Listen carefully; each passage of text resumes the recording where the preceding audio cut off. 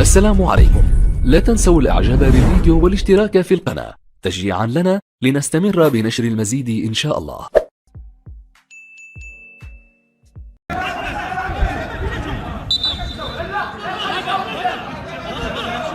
الصبار في تنفيذ ضربة زاوية، تلعب كرة في منطقة الجزاء والأول في المباراة.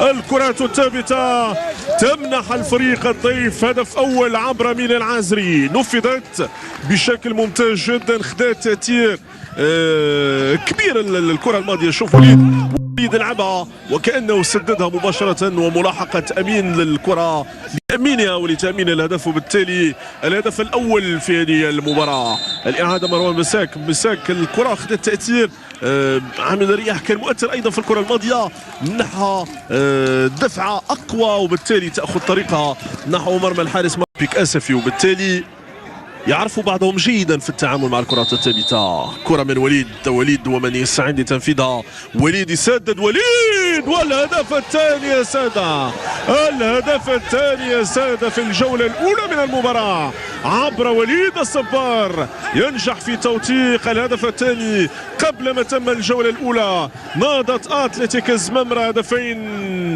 مقابل لا شيء. قلت لكم أنه يعرفوا بعضهم، سدد له كرات كثيرة لما كانوا يلعبوا الأولمبيك أسفي، وبالتالي كل واحد منهم يعرف الآخر، يتقرب من أفكار الآخر، يعرف نقاط قوته وضعفه. بالتالي نهضة أتلتيك زمامرة يسعى لاستثمار مرة أخرى لبلوغ مرمى الدفاع، يسعى لتأزيم وضعية الدفاع في هذه المباراة. وليد الصبار، وليد يسدد، وليد ممتازة جدا، الهدف وهي هدف من كرة ثابتة لوليد الصبار.